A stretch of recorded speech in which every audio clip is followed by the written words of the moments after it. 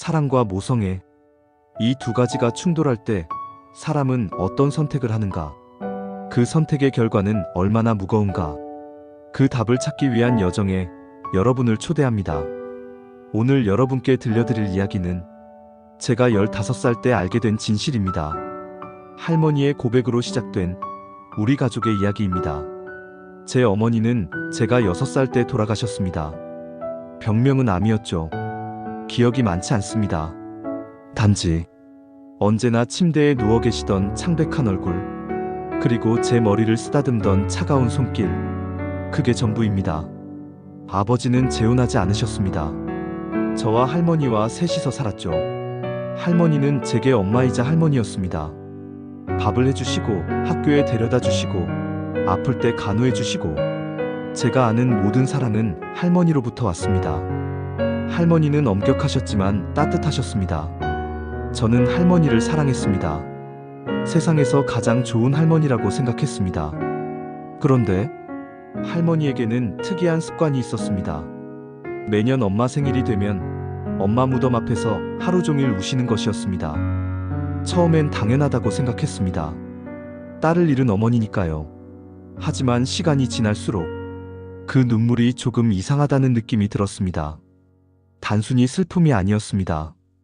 그 안에는 무언가 더 깊은 감정이 있었습니다. 후회? 죄책감? 아니면 다른 무언가? 저는 어릴 때부터 그게 궁금했습니다. 하지만 물어볼 수 없었죠. 할머니의 그 눈물 앞에서는 아무 말도 할 수 없었습니다. 그렇게 저는 자랐습니다. 엄마 없이. 하지만 할머니의 사랑 속에서.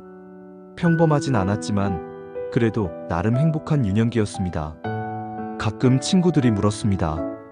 엄마 얼굴 기억나냐고. 저는 고개를 저었습니다. 사진으로만 봤다고. 실제로 어떤 사람이었는지는 모른다고. 그럴 때마다 할머니가 말씀하셨습니다. 너희 엄마는 천사 같은 사람이었다고. 착하고 예쁘고 똑똑했다고. 그리고 너를 정말 사랑했다고. 저는 그 말을 들으며 자랐습니다. 엄마는 완벽한 사람이었다고. 저를 사랑한 좋은 엄마였다고. 하지만 그건 진실의 일부에 불과했습니다. 제가 15살이 되던 해 할머니가 쓰러지셨습니다. 뇌졸중이었습니다. 병원에서는 시한부 선고를 내렸죠. 길어야 1년. 할머니는 그날 이후 많이 달라지셨습니다. 말수가 적어지셨고 자주 먼 곳을 바라보셨습니다. 무언가를 곱씹고 계신 것 같았습니다. 어느 날 저녁 할머니가 저를 방으로 부르셨습니다. 평소와 다른 분위기였습니다. 무겁고 진지하고 어딘가 슬펐습니다. 할머니는 천천히 말씀하기 시작하셨습니다. 마치 오래 준비한 것처럼, 하지만 동시에 매우 조심스럽게. 준호야, 할머니가 죽기 전에 너한테 꼭 해야 할 말이 있단다. 네가 알아야 할 진실이 있어. 저는 긴장했습니다.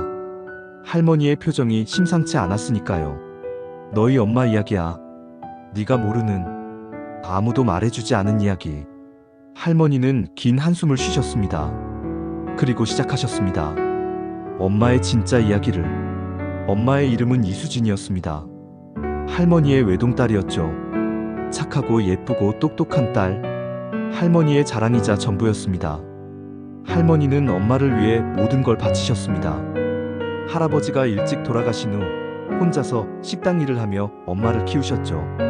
새벽부터 밤늦게까지 일하시며 대학까지 보냈습니다. 엄마는 기대에 부응했습니다. 좋은 대학에 들어갔고 좋은 성적을 받았습니다. 장학금도 받았고 학생회 활동도 했고 봉사활동도 열심히 했습니다. 할머니는 그런 딸이 자랑스러우셨다고 합니다. 내 딸은 뭐든 할 수 있는 아이라고 믿으셨죠. 그리고 엄마는 25살에 아빠를 만났습니다. 아빠는 평범한 회사원이었습니다. 잘생기지도 부유하지도 않았죠. 하지만 착했습니다. 성실했습니다. 그리고 무엇보다 엄마를 진심으로 사랑했습니다. 할머니는 처음에 조금 아쉬워하셨다고 합니다. 딸이 더 좋은 조건의 사람을 만났으면 했으니까요. 하지만 엄마의 행복한 모습을 보고 마음을 바꾸셨습니다. 결혼식은 조촐했지만 따뜻했습니다. 가족과 가까운 친구들만 모인 작은 결혼식이었죠. 엄마는 그날 정말 행복해 보였다고 합니다. 신혼여행에서 돌아온 엄마는 곧바로 임신 소식을 전했습니다. 할머니도 아빠도 엄마 자신도 모두 기뻐했습니다. 완벽한 시작이었습니다. 그리고 10달 후 제가 태어났습니다.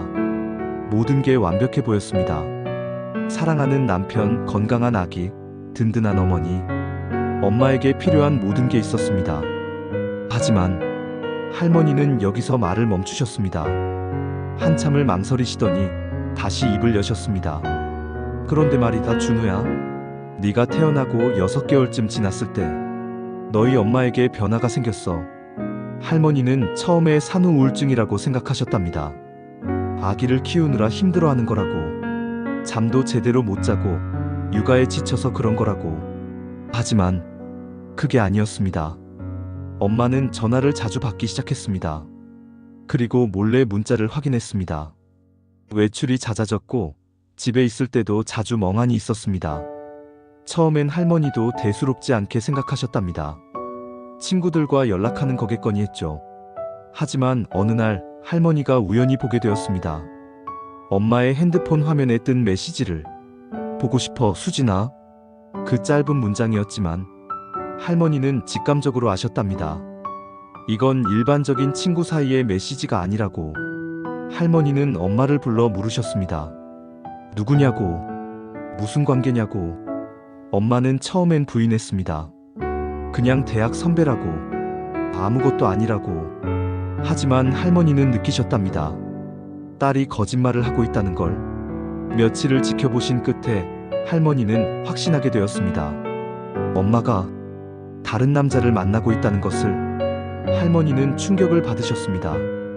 믿을 수 없었죠. 사랑하는 딸이, 그렇게 착하고 똑똑하던 딸이 결혼하고 아기까지 낳았는데 다른 남자를 만나다니. 할머니는 엄마를 다그쳤습니다. 정신 차리라고, 남편을 생각하라고, 아기를 생각하라고. 엄마는 울었습니다. 그리고 약속했습니다. 끊겠다고, 다시는 만나지 않겠다고. 할머니는 안도하셨습니다. 딸이 정신을 차렸다고 생각하셨죠. 하지만 그건 착각이었습니다. 엄마는 계속 그 남자를 만났습니다. 더 조심스럽게, 더 은밀하게. 그 남자의 이름은 정호였습니다. 엄마의 대학 선배였죠. 학생 시절 1년 정도 사귀었던 사이였습니다. 당시에는 엄마가 먼저 헤어지자고 했답니다. 졸업 후 각자의 길을 가자고. 정호도 받아들였고 깨끗하게 정리됐다고 들었습니다. 하지만 정호는 엄마를 잊지 못했던 것 같습니다. 엄마가 결혼했다는 소식을 듣고도, 아기를 낳았다는 소식을 듣고도 그는 포기하지 않았습니다. 처음엔 축하 메시지로 시작했을 겁니다. 그리고 가끔씩 안부 묻는 전화, 우연을 가장한 만남들. 엄마도 처음엔 그냥 옛 선배로만 생각했을 겁니다. 친하게 지냈던 선배니까 연락하고 지내는 게 이상한 건 아니니까. 하지만 시간이 지나면서 달라졌습니다. 정호는 조금씩 감정을 드러내기 시작했습니다. 보고 싶다고, 너 없이는 못 살겠다고, 너를 포기할 수 없다고. 엄마는 혼란스러워했을 겁니다. 한편으로는 사랑하는 남편이 있었으니까요. 그리고 갓 태어난 아기, 바로 저도 있었고요. 하지만 다른 한편으로는 정호의 그 뜨거운 감정이 흔들렸던 것 같습니다. 아마도 엄마는 생각했을 겁니다. 아빠는 너무 평범하다고, 안정적이지만 자극이 없다고, 일상은 반복되고 육아는 힘들고 꿈꾸던 삶이 아니라고. 그리고 그때 나타난 정호, 여전히 나를 사랑한다는 남자, 나 하나만 바라본다는 남자. 엄마는 흔들렸습니다. 할머니는 그 모든 걸 지켜보셨습니다. 딸이 점점 가정에서 멀어지는 모습을. 엄마는 아기인 저를 할머니에게 자주 맡겼습니다. 친구 만난다고, 학교 선배 만난다고, 볼일 있다고. 거짓말이었습니다. 정호를 만나러 가는 거였죠. 할머니는 알고 계셨습니다. 하지만 뭐라 말할 수가 없으셨답니다. 이미 여러 번 말씀하셨지만 소용없었으니까요. 그리고 할머니는 두려우셨답니다. 너무 강하게 말하면 딸이 집을 나가버릴까봐. 정말로 그 남자에게 가버릴까봐. 그래서 할머니는 참으셨습니다. 지켜보셨습니다. 그리고 기도하셨습니다. 딸이 정신을 차리고 돌아오길. 하지만 엄마는 돌아오지 않았습니다. 아니, 몸은 집에 있었지만 마음은 이미 다른 곳에 가 있었습니다. 제가 3살이 되던 해 엄마가 할머니에게 말했습니다. 엄마, 나 이혼하려고요. 정우와 함께 살고 싶어요. 할머니는 그 말을 듣는 순간 무너지셨다고 합니다. 다리에 힘이 풀려서 주저앉을 뻔했다고 하셨죠. 할머니는 울며 매달렸습니다. 제발 정신 차리라고. 준호를 생각하라고. 그 아이는 아직 3살밖에 안 됐다고. 하지만 엄마의 대답은 차갑고 단호했습니다. 미안해요, 엄마. 하지만 나는 정우 없이는 못 살아요. 숨이 막혀요. 이 삶이 너무 힘들어요. 할머니는 물으셨답니다. 그럼 준호는 어떡하냐고. 내 아들은 어떡하냐고. 엄마는 한참을 침묵하다가 대답했습니다. 준호는 아빠가 키우면 되죠. 아니면 엄마가 키워주세요. 나는 못하겠어요. 할머니는 그날 밤 한숨도 주무시지 못했답니다. 온갖 생각이 머릿속을 스쳐갔죠. 어떻게 하면 딸을 막을 수 있을까? 어떻게 하면 이 가정을 지킬 수 있을까? 어떻게 하면 손자를 지킬 수 있을까? 그리고 할머니는 결심하셨습니다. 할머니는 정우를 직접 만나기로 했습니다.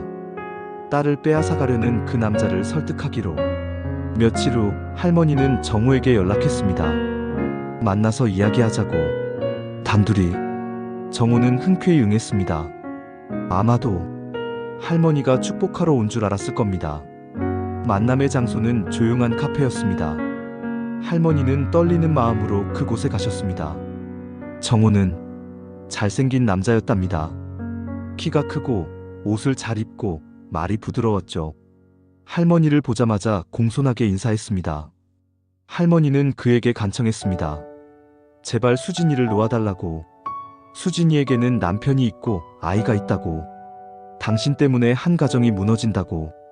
하지만 정우는 고개를 저었습니다. 어머님, 죄송하지만 저는 수진이를 사랑합니다. 포기할 수 없습니다. 수진이도 저를 사랑합니다. 우리는 함께해야 할 운명입니다. 할머니는 화가 나셨습니다. 어떻게 다른 사람의 가정을 파괴하면서까지 자기 사랑을 관철하려 하느냐고. 하지만 정우는 흔들리지 않았습니다. 오히려 이렇게 말했습니다. 수진이가 불행한 건 저 때문이 아닙니다. 자기가 사랑하지 않는 사람과 결혼했기 때문입니다. 저는 그저 수진이의 행복을 바랄 뿐입니다.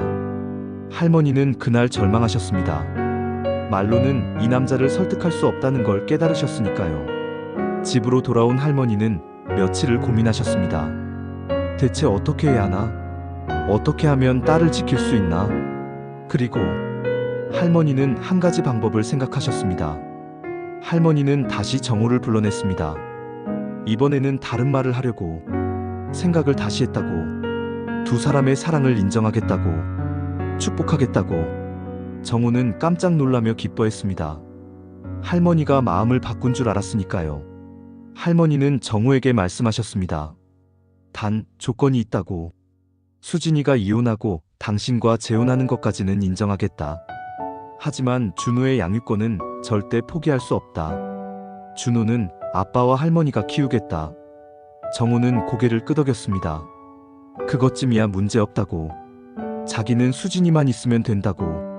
할머니는 그 말을 듣고 결심을 굳히셨습니다. 마이너스. 할머니는 엄마에게 거짓말을 하셨습니다. 정우와 이야기를 나눴는데 그 사람이 생각을 바꿨다고. 너희 둘의 관계가 부도덕하다는 걸 깨달았다고. 그래서 너를 포기하기로 했다고. 엄마는 믿지 않았습니다. 정우가 그럴 리 없다고. 당장 확인하겠다고. 하지만 정우는 전화를 받지 않았습니다. 할머니가 정우에게 부탁했던 겁니다. 일주일만 수진이와 연락을 끊어달라고. 그 시간 동안 딸을 설득해보겠다고. 정우는 동의했습니다. 어차피 곧 함께할 거니까 일주일쯤이야 기다릴 수 있다고 생각했던 거죠. 하지만 그 일주일 동안 엄마는 미쳐갔습니다. 정우가 연락을 안 받으니까 정말로 자기를 버린 거라고 생각한 겁니다. 할머니의 말이 사실이라고 믿은 거죠. 엄마는 울고 절규하고 밤새 잠을 못 이뤘습니다. 정우의 집 앞에 찾아가기도 했지만 정우는 만나주지 않았습니다. 할머니와의 약속을 지킨 거였죠. 일주일이 지났습니다. 정우는 다시 연락을 시도했습니다. 하지만 이미 늦었습니다. 엄마는 정우를 미워하게 되었습니다. 자기를 버렸다고, 사랑한다더니 거짓말이었다고. 할머니는 그 틈을 놓치지 않으셨습니다. 엄마를 설득하셨습니다. 그러니까 그 사람은 진심이 아니었던 거라고, 너를 가지고 논 거라고, 그리고 이제 정신 차리고 가정으로 돌아오라고, 남편과 아기에게 집중하라고. 엄마는 무너져 내렸습니다. 엄마는 집으로 돌아왔습니다. 아빠에게, 저에게. 하지만 예전의 엄마가 아니었습니다. 엄마는 매일 울었습니다. 방에 틀어박혀 나오지 않았습니다. 밥도 제대로 먹지 않았죠. 저를 안아주지도 쳐다보지도 않았습니다. 아빠는 혼란스러워했습니다. 아내에게 무슨 일이 있는지 알 수 없었으니까요. 단지 육아 우울증이 심해진 거라고만 생각했습니다. 할머니는 매일 엄마를 돌봤습니다. 밥을 해주고 약을 챙기고 저를 대신 돌보면서. 하지만 엄마는 나아지지 않았습니다. 오히려 점점 더 나빠졌죠. 그리고 제가 5살이 되던 해 엄마가 암 진단을 받았습니다. 할머니는 그때 생각하셨답니다. 이게 벌이라고, 자기가 한 거짓말에 대한 벌이라고. 엄마의 암은 빠르게 진행됐습니다. 치료를 받았지만 효과가 없었습니다. 의사들은 말했습니다. 환자의 의지가 중요하다고, 살겠다는 의지가 있어야 한다고. 하지만 엄마에게는 그런 의지가 없었습니다. 이미 마음이 죽어 있었으니까요. 할머니는 매일 엄마의 병상을 지켰습니다. 손을 잡아주고 이마를 닦아주고 이야기를 들어주면서. 엄마는 죽어가면서도 정우를 찾았습니다. 정우 오빠는 어디 갔을까? 나를 정말 버린 걸까? 그런 중얼거림을 했죠. 할머니는 그 말을 들으며 울었습니다. 진실을 말할 수도 침묵할 수도 없었으니까요. 그리고 엄마는 세상을 떠났습니다. 제가 6살 때였습니다.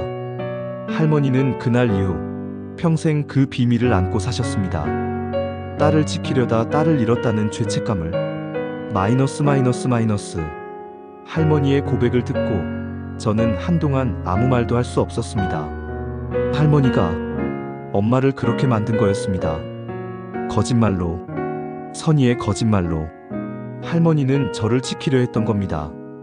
저를 버리고 가려는 엄마를 막으려 했던 거죠. 하지만 그 결과는 모두의 불행이었습니다. 엄마는 사랑을 잃고 죽었습니다. 정우는 사랑을 잃고 평생 괴로워했을 겁니다. 아빠는 이유도 모른 채 아내를 잃었고, 저는 엄마를 잃었습니다. 그리고 할머니는 평생 죄책감 속에서 살아야 했습니다. 머릿속이 복잡했습니다. 할머니를 미워해야 할까? 이해해야 할까? 아니면 용서해야 할까? 할머니는 제게 말씀하셨습니다. 할머니는 후회하지 않는단다. 그때 그 선택이 옳았는지는 모르겠지만 그게 할머니가 할 수 있는 유일한 방법이었어. 너를 지키는 게 할머니의 가장 큰 책임이었으니까. 하지만 너한테 이 짐을 남기게 돼서 미안하구나. 너무 무거운 비밀이지. 하지만 할머니는 너한테만큼은 거짓말하고 싶지 않았어. 저는 그날 밤 잠을 잘 수 없었습니다. 할머니의 고백이 계속 머릿속을 맴돌았죠. 다음 날 저는 할머니에게 물었습니다. 엄마는 할머니가 거짓말한 거 몰랐어요? 할머니는 고개를 저으셨습니다. 끝까지 몰랐을 거야. 아니면 알았어도 믿고 싶지 않았겠지. 정우가 자기를 버렸다고 믿는 게 더 쉬웠을 거야. 그럼 정우 씨는요? 그 사람은 어떻게 됐어요? 할머니는 한숨을 쉬셨습니다. 모르겠구나. 나중에 수진이 보고 소식을 전했을 때 장례식장에 왔더구나. 혼자서 조용히. 그리고 네 엄마 영정 앞에서 한참을 울더라. 그 후로는 소식이 없어. 어떻게 살고 있는지. 할머니도 모르겠구나. 저는 그제야 깨달았습니다.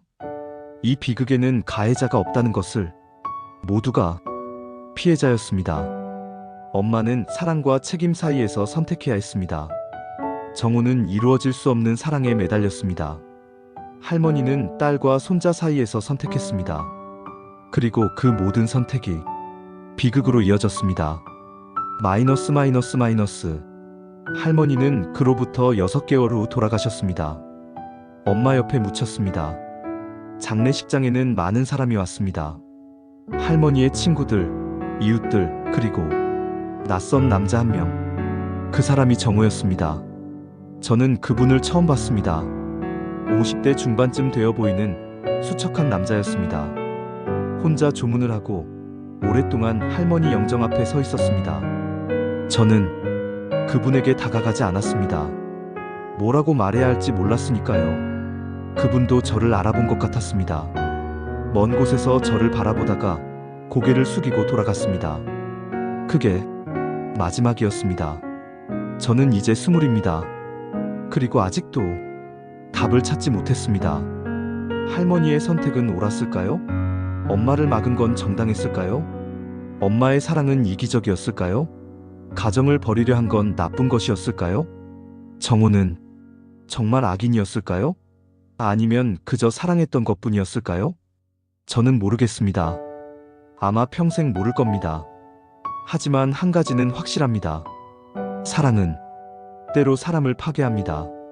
사랑하는 사람을 위한 선택이 오히려 모두를 불행하게 만들기도 합니다. 할머니는 절 지키려 했지만 결국 엄마를 잃었습니다. 엄마는 사랑을 쫓았지만 그 사랑을 잃고 죽었습니다. 정우는 사랑했다는 이유로 평생 상처를 안고 살아야 했습니다. 그리고 저는 이 모든 비밀을 안고 살아가야 합니다. 가끔 생각합니다. 만약 할머니가 거짓말하지 않았다면 어땠을까? 엄마가 정말 정우와 함께 갔다면, 저를 버리고 떠났다면, 저는 아빠와 할머니 손에서 자랐겠죠. 엄마 없이. 하지만 엄마는 살아있었을 겁니다. 행복했을지도 모릅니다. 아니면 후회했을까요? 아들을 버린 것을. 그리고 결국엔 돌아왔을까요? 모르겠습니다. 일어나지 않은 일은 아무도 알 수 없으니까요.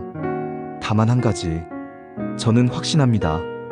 할머니는 저를 사랑했습니다. 엄마도 절 사랑했습니다. 단지 그 사랑을 표현하는 방식이 달랐을 뿐입니다. 할머니는 절 지키기 위해 거짓말을 했습니다. 엄마는 자기 자신을 지키기 위해 떠나려 했습니다. 어느 쪽이 옳은지는 모르겠습니다. 어쩌면 둘 다 틀렸을지도 모릅니다. 하지만 저는 두 분 모두를 이해합니다.